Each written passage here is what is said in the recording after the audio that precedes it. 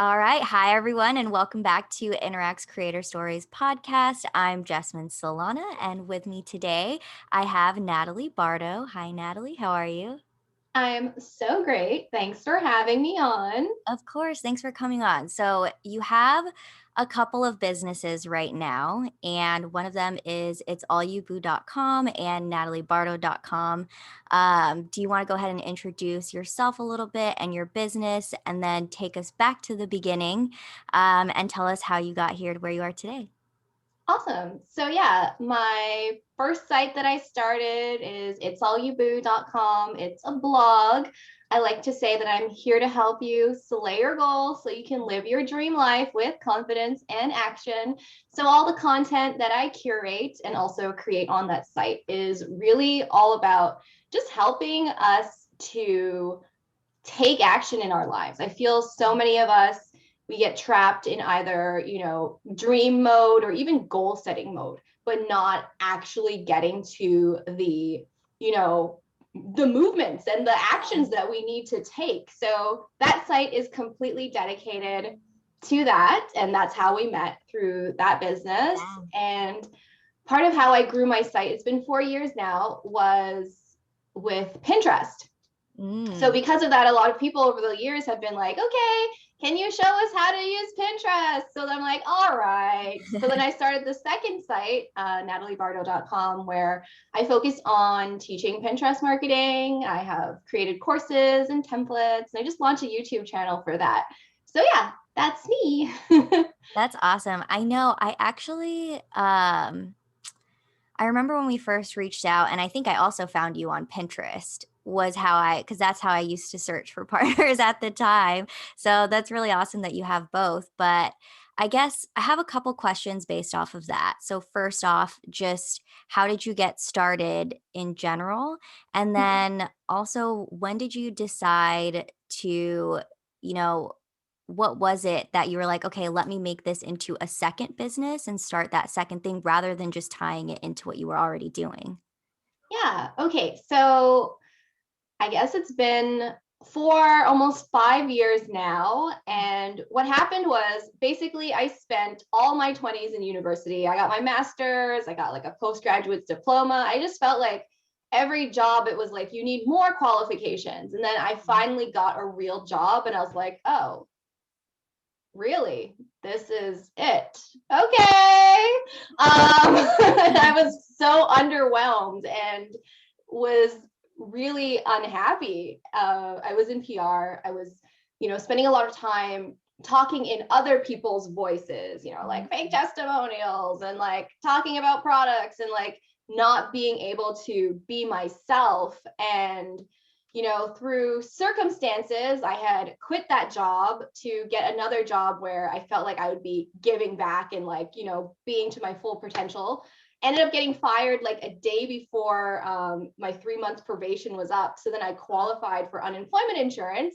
And I was like, okay, you know what? I'm done with jobs because the way I see it is that if someone can just can me because they don't like me without reason, Mhm. there's just no security in that. Like, Yeah. so I decided, what? I remember literally driving home and I was like, okay, I'm done.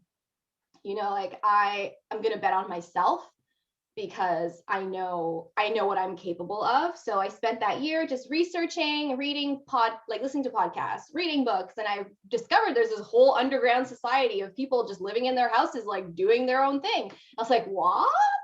So basically, I started the blog. It's All You Boo came about through some conversations I had had with friends, asking them, like, do you feel happy? Do you feel successful? And, my answer was always like, it's all you boo. Googled it, nobody used that. And I was like, all right, that's my site. That's awesome. So, yeah, that was the journey of that. And deciding to start a second site. So, this has always been this kind of like push and pull with myself. Like, do I stick to It's All You Boo, where I'm all about helping people slay their goals? Like, I have the planner, I have the courses, like, that's its own thing. But, like, where does this other pull to, teach people kind of like hard skills? So, like, teaching people like the graphic design, the Pinterest marketing, the blogging. Because I think like when you start out on this journey, along the way, you pick up all these skills that other people really want to learn.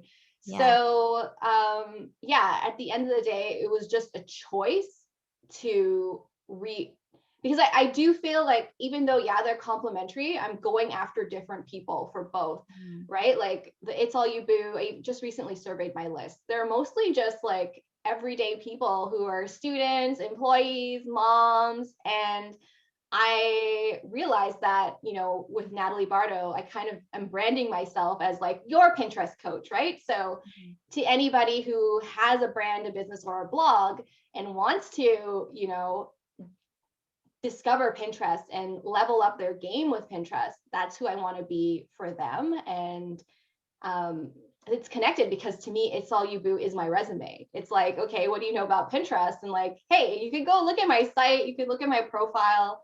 Um, I do think a lot of the success I've had is because I made that choice on Pinterest. Like you found me. I'm convinced I got a book deal because of Pinterest. Like all these, it's just a way of being discovered and people should be on there. I love that. So my question from there is, what is it like? I don't want to use the word juggling because it's not, I feel like it has a negative connotation, but What is it that's like being squished by two businesses at the same time?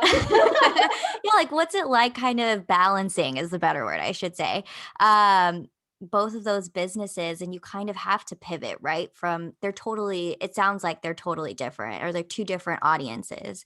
Yeah. And there might be people out there who are like, yeah, I also have two things and maybe they're deciding on doing both, one or the other, and so on. So how do you do that?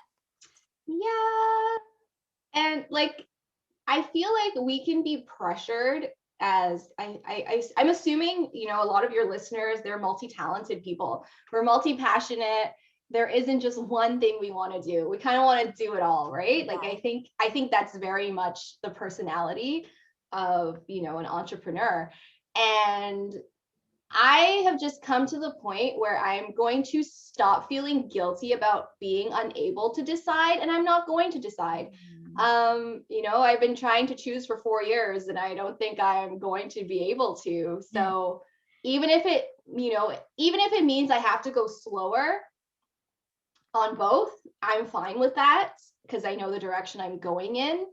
And I guess in terms of balancing, I made a conscious decision that for 2021, I would always choose the Natalie Bardo site over the It's All You Boo site because I've been prioritizing It's All You Boo last year. And I made decisions that put things off.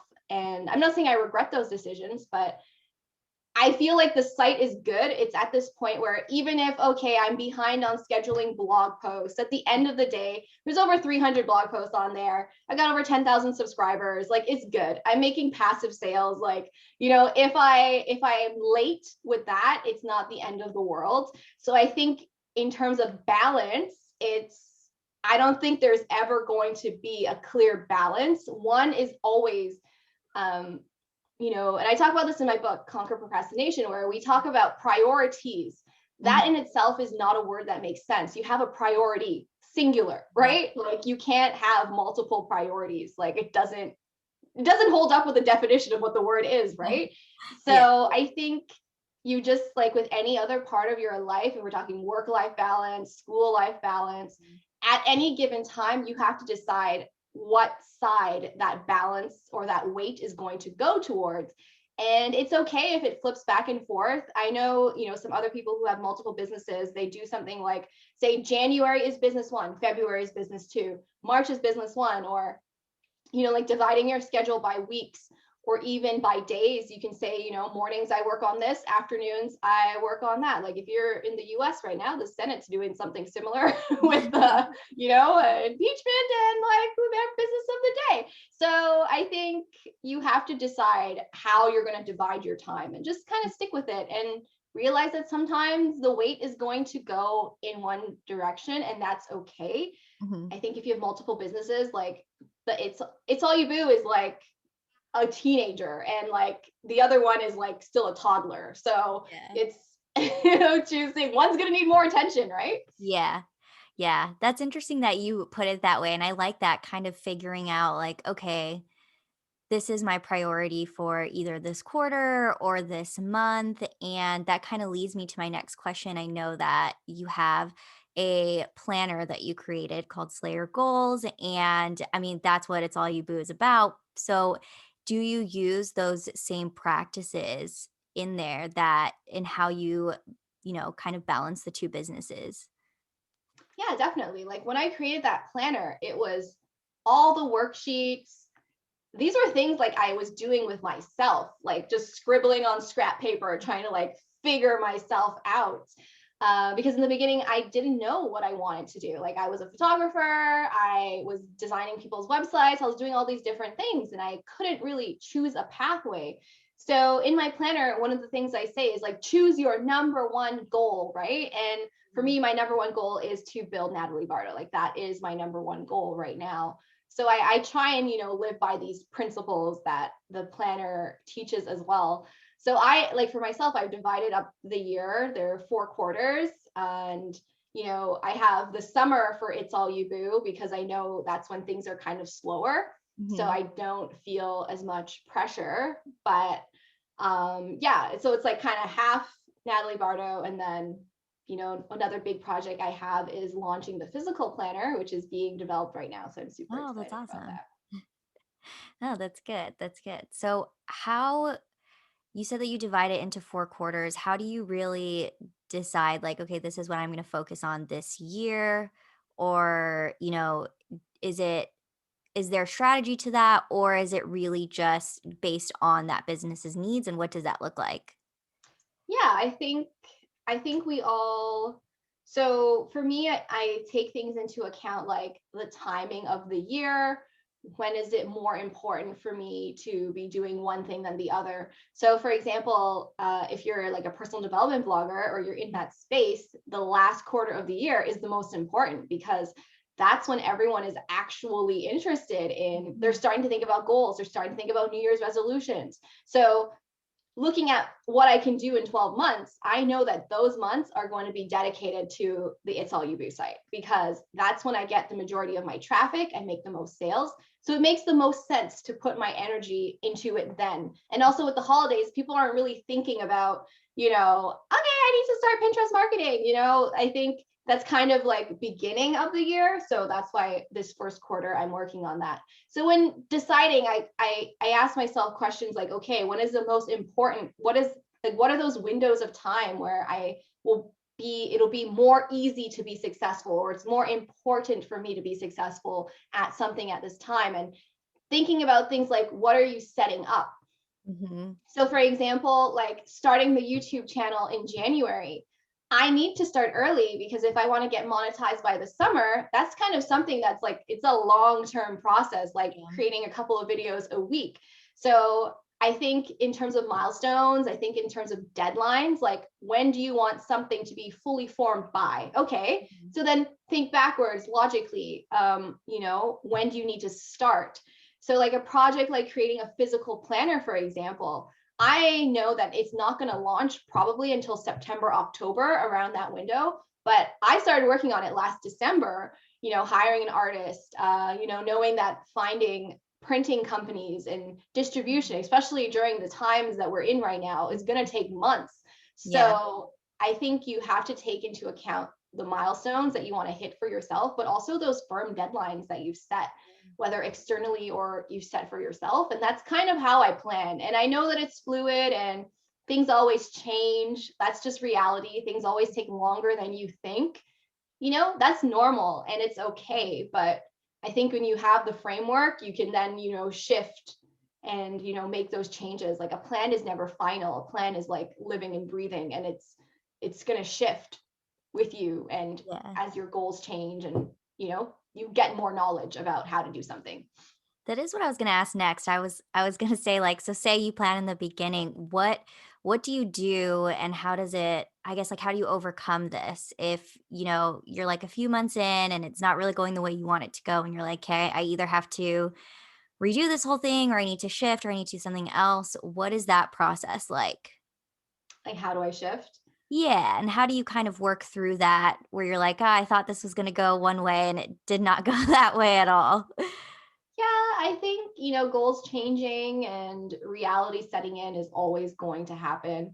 When anytime you start any project, even if you start a business, you come in like almost with rose-colored glasses, thinking everything is gonna be so easy and da da da, and then you realize that, oh, yeah, like guess not. Mhm. I think that as the type of people that your audience is who's listening, we've got to know how to pivot, we've got to know how to shift, we've got to know how to find a way through. Mhm. And I think that process is just not being stubborn. I think we can be stubborn, like, oh no, I'm going to do it this way and nothing's going to make me change, even though like the signs are literally all around you. So I think you have to kind of be humble and be willing to be wrong, be willing to have to change. And I think in those times, find solutions. Like you have to be creative, you have to be a creative thinker.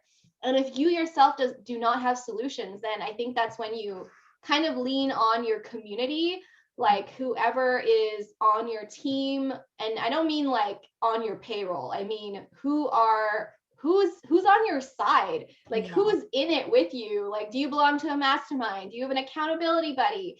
Do you know someone who, do you have a coach? Do you know someone who knows more than you do? I think that it's in those times where you have to kind of like go look outside of yourself, and or even just like get googling. Like Yeah. there's so many answers out there. Hit up those Facebook groups, hit up Reddit, like see what people are saying. And you know I there's people who I rely on when I'm not sure what I should do or how to get out of a situation. Mhm. And I think we all need to find those people, build those relationships and those connections because they're Yeah, invaluable. I love that. I think I've done a few of these now, and one of the biggest, I guess, like common things that I've heard people say is having a community. And I think that is super important. And it's really cool that it's it comes out in almost every episode, and so I hope that goes to show that that really is something that you should kind of invest your time in to find that out, and something that caught my ear when you were talking was an accountability buddy, and I really like that a lot because like, sometimes it's like you're brand new, you don't know if you're ready to join, like, a whole mastermind, you don't know how to build your community, but at least you can find somebody who's gonna be like, "Hey, like, I have similar goals to you." How would you find someone like that? Or I guess, Yeah. how would you build that community? And like honestly, when we're talking about mastermind, you don't even have to join a paid one. You can start one. Like Mm, I belong to one with three other personal development bloggers, and we're all, we're not all in the same spot. We're all on different spots of the same journey. So it's very helpful to like connect with them once a month. In terms of finding an accountability buddy, I've had mine for 3 years or so now. We talk every week. And you got to just reach, you got to be careful for one, like, maybe you can find one if there's an online course you're taking. Maybe mhm, they're another student in that course and you mm. have similar goals. You can even post in Facebook groups being like, hey guys, I'm Natalie. I'm a personal development blogger from so and so. I'm hoping to find someone who can work with me to ABCD. Are you interested? If so, let me know. And like you can kind of reach out and find people that way. Also, there's this really great app called Supporty. It is the accountability app. So you can check it out. It's available in the App Store, and it's literally an app that partners you with an accountability buddy. Oh, wow, And that's cool. it's really great. It's created by this amazing person I know, Bridget. So yeah, check out her app. It's called Supporty.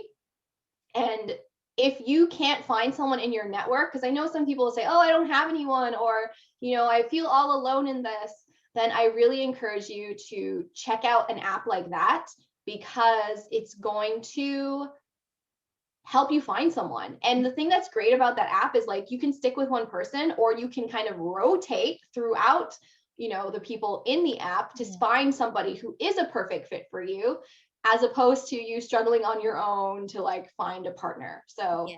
those are kind of my tips. See your network, And I would even say, like, don't be like, okay, today I need to find an accountability buddy. How about you try and make a friend? Like, and like, I think a lot of the times, the people who I've connected with is just sending a casual email about something. Mhm. Hilariously, a lot of the people I'm friends with, it's because they emailed me to let me know that someone was stealing my Pinterest pins and that I should report it. Oh. So, like, I'd say half of the bloggers I know, it's because of that. So, Pinterest wins again. But yeah, like, just make a friend. And then if you guys get along, be like, hey, want to be my accountability partner? You know, or check out that app too if you don't want to go the long route. Yeah, yeah, don't wanna do, like, a little extra work. No, I love that, I think that's a good idea, and that's awesome that that's something that's there and it's available. Um, I remember earlier you said that you used to work at a 9 to 5, and after the fact, when you were looking for a new job, you were like, "Actually, I don't wanna do this." What what was that like when did you actually try looking for a job? Or you automatically like, "No, I wanna start my own thing?" What was that like? A lot of our, a lot of our customer base, a lot of our listeners are people who are in that spot where they have a full-time job and they have this as a side hustle, or they have this dream to start their own thing. So, what was that like for you? Okay, so I'm the type of person who, like, I always had a side hustle. Like, even in high school, I was like doing people's hair for money. So like, Mhm, I, when I lost my job, like quit to job to get the new job and then lost a job, mhm, I already had a profitable side hustle as a photographer. mhm, So in my mind, like, okay, I'll just be a full-time photographer. But then I realized that, like, I was not loving. I didn't want to do that. So that's when I kind of discovered blogging. So I think when you're in that space, and I have a bunch of blog posts on my site about this, like things to consider before quitting your job. And, I think the number one is money. And as much as I think there are other reasons you should follow your passion and like live your dream life, I think at the end of the day, you've got bills to pay and mhm, you have rent and you probably have a family. I think you need to just get yourself into the position where you've saved up enough. You're giving yourself like 6 months to figure it out. Like, and yeah, you're going to have to cut back. I think for myself, it was when I lost the job, I was in debt. Like, I didn't expect that to happen to me. Right. So I had to like crawl myself out mhm. of like negative. I always say like negative dollars in the bank account. Right. So I think at the end of the day, you need to know what you can live with. Mhm. Can you live with like less? Can you live with the stress? Because it's going to be stressful and it is going to be hard as hell to go from like having a normal job where you're just getting paid to pretty Mhm. much show up to work. And yeah, you're working, but it's not the same type of working. Let's be real. When you work for yourself, you will never work harder in your life than when you work for yourself. So I think you have to kind of know what you can live with. Can you live with less? Can you live with the stress of not knowing if you have enough yet? Like, and I think if the answers are no, then you need to save up, like cut back on your spending and save up a huge emergency fund because it's going to take time. I know like people love to say like, oh, I made so much money in my first month. And I'm just like, yeah, this is your 10th business. Of course you did. You didn't just start for the first time. So I think you kind of can't drink the Kool-Aid that it's going to be so easy and that it's going to Mhm. be so quick. Um, it's totally possible though, right? Like I Yeah. like to say I'm like living proof of that, but it's hard work and it takes time. So you got to know what you can live with. And in terms of like the emotional stress, the Mhm. time commitments and the financial constraints. And yeah, wherever you just have that honest conversation with yourself. Is there anything that you did in particular to push you through all that stress and, kind of helping you move forward? Like, yes, this is something that I want to keep doing rather than just saying, like, you know what? All right, let me just go back to finding another job just because it was easier. Like you said, like, it's super hard work. Yeah, like I think the thing that at least is comforting is that you can always go get a job, Mhm. right? Like jobs are out there, and even no matter how challenging the times are, if you're skilled, you can get a job. So I think in that way, there's been a few times I'm like, oh, maybe I'll just go get a job. But at this point, I'm so far in, like, there's no turning back.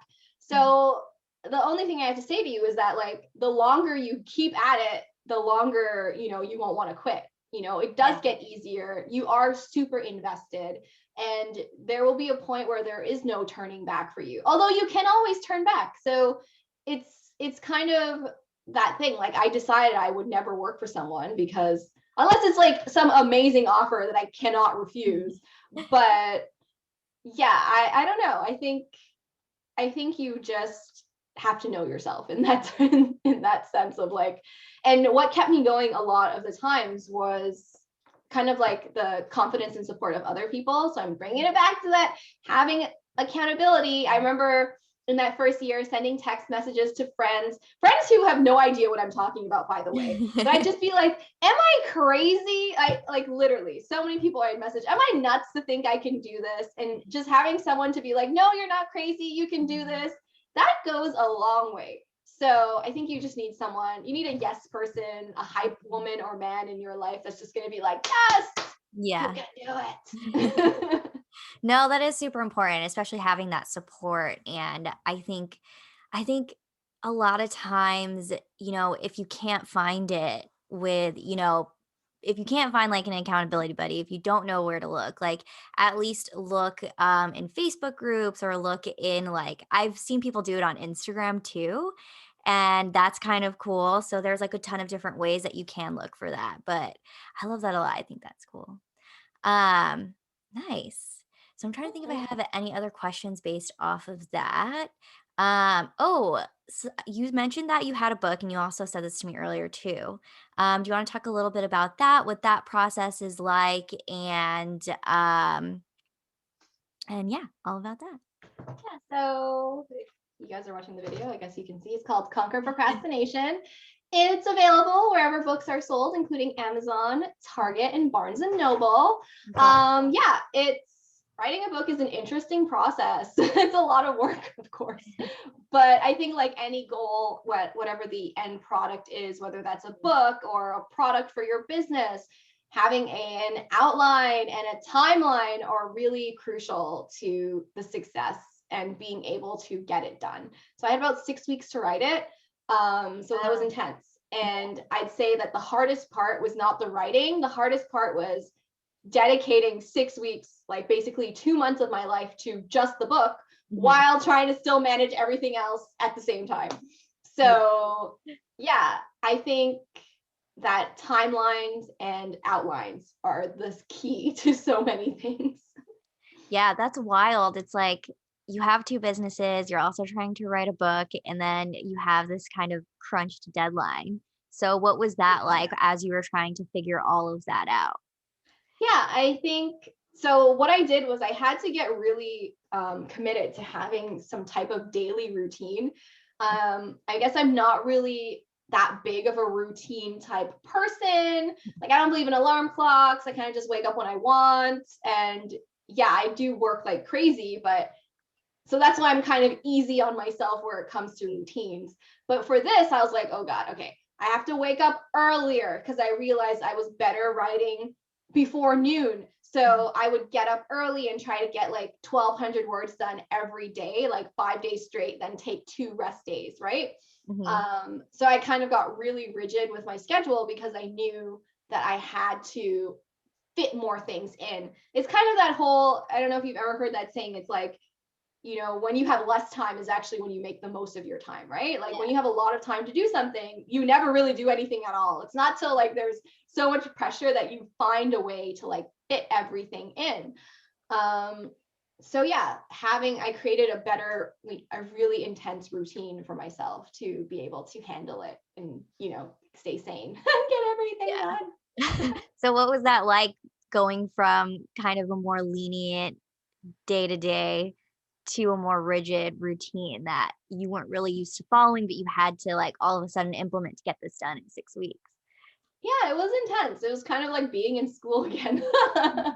Which like, that was kind of a time where I had to be very intense, like I don't know if anyone's been to grad school, it's insane. Like reading like 100 pages a day and writing like intense papers, like 3 a week, right? So I think it was hard on me, like, I guess emotionally, and because I am the type of person who does what she feels like. And Mhm. thankfully, I feel like working a lot. But I guess in terms of, what do I want to do today? Yes, there are timelines and deadlines, but I think when you're your own boss, there's a lot of room to play around with when you do things. So, like, usually I have a list of things I need to do, and I can decide, okay, I'll do this today because I'm in the mood for Pinterest, or I do this today because I'm in the mood for graphic design. Mhm. So, not having those options was a little bit intense for me. Yeah. Um, but yeah, I do think that having sometimes rigid schedules can help you almost like go into like hyperspace because you can, complete more things faster. But I know for me personally, that's not how I want to live every single day. Yeah, it is kind of wild. I recently started like scheduling every single task call goes on my calendar, and mostly I had to do that because I mean we were already remote, but with the pandemic happening, it was kind of crazy where it's like, you can't leave your house. You can't like go out and do things, and if you want to go relax and like go out to dinner or something, you can't do that. And so it was for me, it was like I don't know when work stops anymore.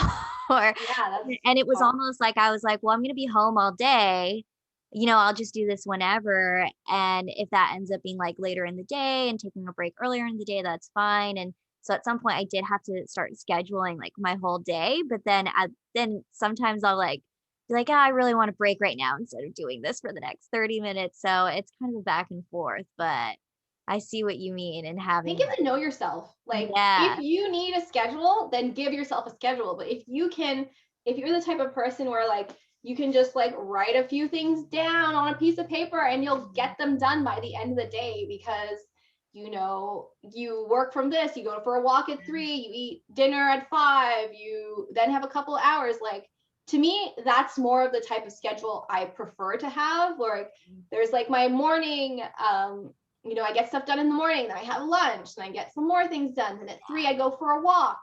Then I get a couple more hours done. Then it's dinner and chill for a few hours. And then I start the night shift, which is what I call it. I like shower and drink coffee. I'm like, all right, I'm going to my night shift because 2 businesses. Yeah, I gotta do it, right? yeah. So I think you just kind of decide if like you're the type of person where you can time block in a way, like loosely Mhm. time block, like these are the blocks where I get work done, or if you need to be very specific. But you just have to know yourself and be honest. Like, Yeah, this is yeah, what works for yeah. you. Yeah, like, don't try to force yourself. For a while, I was trying to force myself to wake up at, like, 6 just to, like, have time before work, and then at some point, I was like, "It's just not natural for me." It's like, it's not happening. Yeah, like I at 4 a.m., there is no miracle hour for me at 4 a.m. Yeah. I'm sorry. That is REM sleep. Yeah, it's rough, but I agree with that, know yourself. I mean, try it out. I think it's important to try it out, but, if it's not working, don't force it. Yeah. Yeah, nice. Well, that's Mhm. all I have in terms of questions. Do you have any other last minute things that, like recommendations, tips, or anything like that? No, other than you guys are awesome. Thank you. Thank you. So I do have a couple of last minute questions Brilliant. that just to end the thing, and we're doing this one a little bit different this time. So we thought it would be fun instead of the three things you don't know to do two truths and a lie. So Okay. you want to go ahead? Okay, I'll give Give us you 3 things. Okay, one, I'm Canadian. that. 2, I've been to every continent. And 3, I already said something like this. Let me see. Let me see. Will I lie or tell the truth? I don't know. I'm addicted to creating freebies. So which one's the lie? I have not been to every continent as yet. 2 more to go. Ah, that's so cool though. You're almost there. You're it's almost it's there. gonna have to wait a little while. What are the two that I know, but what are the two that you haven't been to? So I haven't been to Antarctica. I don't think many people have. And I have not been to Asia. Oh, wow. Is Yeah. there like, I guess when travel is safe or opens up again, where would you like to go next? Next. Okay, well, next in Asia or just next? I guess both. Okay, so I want to be cliche and I would say I want to go to Bali. Mhm. And next, probably what I've been wanting to do is actually road trip from Vancouver to San Diego. Yeah. So Wow. I'd really like to be able to do that safely. Yeah. Yeah, that would be cool though. I wonder how long that takes. Have you Oh, looked I will let you know when I'm in the neighborhood. at It's I'm gonna take my time, a couple weeks at least. Yeah, yeah. That's not too bad. Awesome. Yeah. So the last thing that I have is really just, if you could give yourself a single piece of advice at the start of it all, what would it be? You can do this. You're gonna make it, you know. Something that I said to myself in the beginning was I'm going to give myself 4 or 5 years to figure this out. Mm, The way I saw it, that's kind of like an undergraduate degree. We most of us have one of those. What's it doing for you? Um, and also, I calculated how much time I would be spending driving in traffic between the age I was to retirement, and it actually equaled Wow. about 5 years, and that's Wow. 24-hour days, like 24 hours times 365 times 5 years. That's of driving, just commuting. Yeah. So I was like, you Yeah. know what if I take that time and in that framework I create something amazing that's going to change my life forever. So I would tell myself that I can do it. Mhm. Just, don't give up. Like, it'll be okay. And if you are listening to this, it'll be okay. Just don't give up. I think the most important advice that anyone can give you is to not quit. Mhm. You can quit your job, but don't quit this. No, I love that. I love that a lot. I think that's actually interesting that you calculated all of that. That's not something that like you think about, like how I much. hate driving in traffic. Like, I hate it. And there's really bad traffic in Toronto. Mhm. Like, an hour and a half, 2 hour commute is not strange. Like, that's the norm. So 2 hours, and that's one way. So it's 4 hours a day. Yeah. That's a lot. That's a lot. Mm-hmm. I get that. It's pretty similar in the Bay Area too. So, wow. All right. Well, thank you so much, Natalie, for being on here today. Where can people find you online? Almost anywhere. So if you look for me, I'm at Nadalie Bardo. That's Natalie with a D. You can check me out on my website. It's all you boo. And yeah, you'll find me. I'm pretty much everywhere. Awesome. Well, thank you so much again. And all right, guys, we'll see you next time. Bye. Bye.